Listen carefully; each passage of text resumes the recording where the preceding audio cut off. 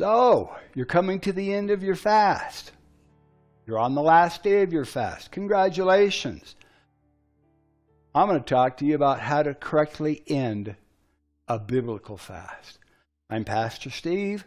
Our church is La Viña de Gracia in La Calera, Colombia, just outside the capital city of Bogota in Colombia. So how to correctly end a biblical fast. You've been following with us, and we're coming to the end of our 40-day declared time of prayer and fasting.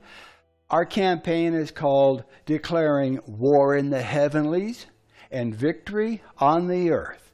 And we are ending our biblical fast in the next few days. So you've been following with us. Let me give you some practical tips that I have learned over the years.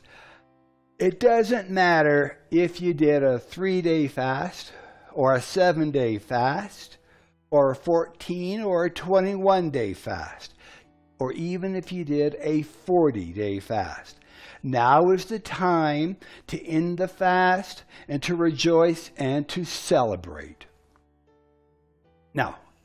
Now that you've done this, start watching the blessings and rewards and answers to your prayers to start overtaking you and those that you have been praying and fasting for. Fasting is a marathon, not a sprint. But isn't it amazing how quickly the time has gone by? So if you've been on a full fast, let's talk about how to physically end a fast. On a full fast, which is everything except for liquids, there are some things to remember as you begin to reintroduce foods into your system. This period of readjustment will vary from person to person, and it will depend upon the length of your fast, but you should expect to take it easy on solid foods for at least several days and even up to a week or so. The longer your fast has been, the longer you should wait to come back into a full solid food regimen. This period of the first few days of your fast will have resulted in the most rapid part of your weight loss as your body eliminates excess water and bulk materials.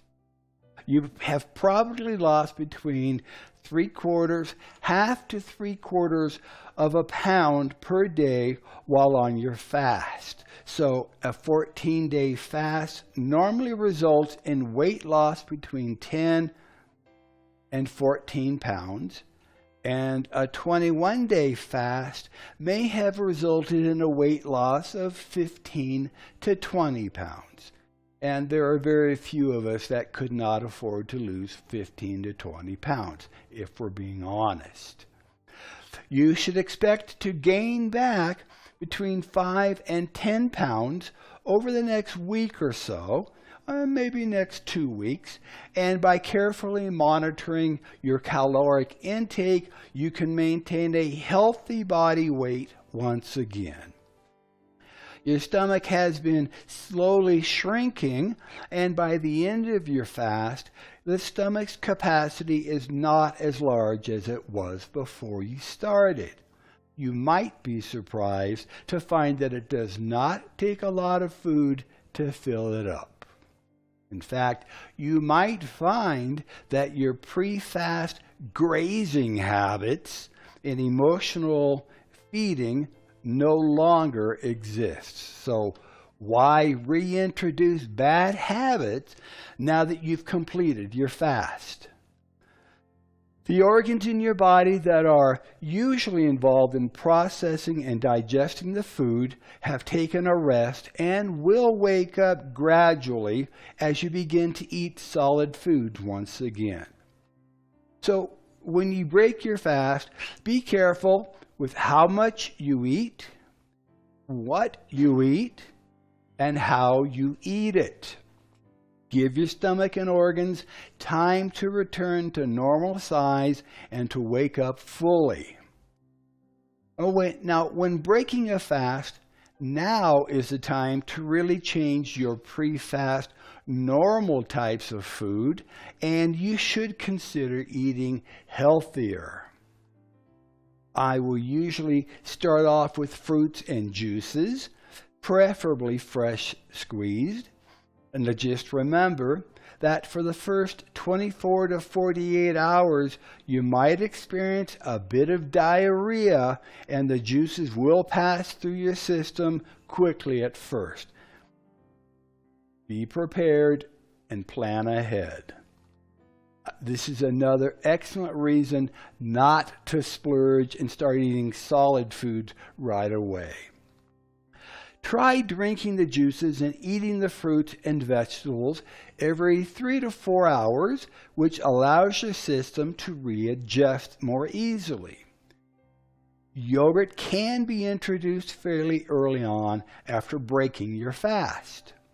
Fresh soups are also very easy on the body, and after a few days, you might want to include some starches such as bread, potatoes, or rice, but it is best not to add too much sugar at this point. Eat slowly. Chew your food thoroughly. Chew your food well so that it is introduced to your stomach in a liquid form. As you feel full, stop eating. And as tempting as it might be, do not break your fast with highly processed foods such as McDonald's French fries or hamburgers. Now, if you had been fasting for a longer period of time, the food will not taste the same as you remembered. And after all the hard work and efforts, why toss it aside with junk food? So, how can you win your fast spiritually? Well, even though you can rest physically, now is not the time to rest spiritually. Let me say that again. This is an important point. Even though you can rest physically, now is not the time to rest spiritually. Now, here's what I mean by that. Your enemy, the devil, may try to tempt you or to attack you as you begin to walk in the blessings that are following after you. Not only are they following after you, they are overtaking you.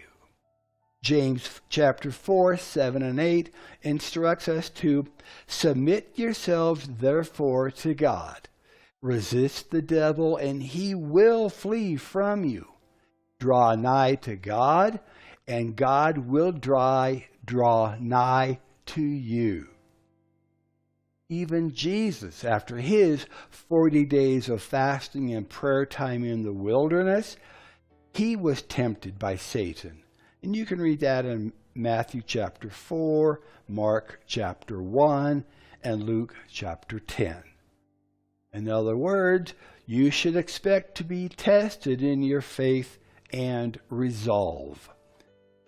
1 Peter chapter 5, verses 8 and 9 tells us that Satan is like a roaring lion, seeking whom he may devour.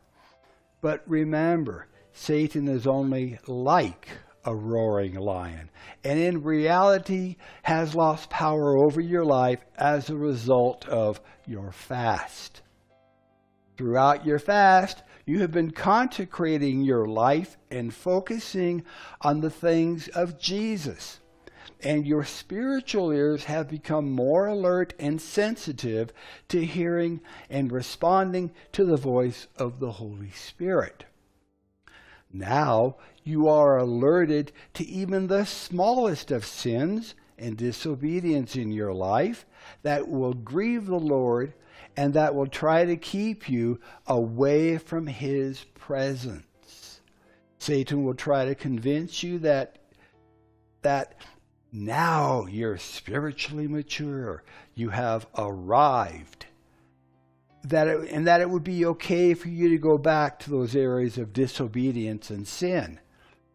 It would be a very subtle attack and will not even seem like it's happening.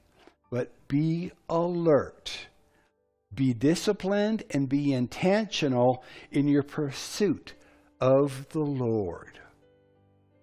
Now, as you have now finished your time of fasting, this would be an excellent time to give a celebration offering to the Lord. This offering should be something that is of importance to you, and it can be a financial offering or a time offering or even an offering of service and dedication to Jesus. Congratulations once again. You have run the race to win, and you can expect your prayers to be answered fully, completely, and publicly. Be sure to continue in your consecration and dedication. Do not let go of the spiritual momentum that you now have. Be sure to continue in prayer daily as you seek the Lord in all areas of your life, and consider making fasting a part of your spiritual consecration. Even if you decide to fast for 3 days every month, make it a declared time of fasting and prayer, and make it a matter of spiritual importance. May the Lord continue to bless you, to protect you, to prosper you as you continue to follow hard after Him. I'm Pastor Steve, and we'll see you next time. God bless you.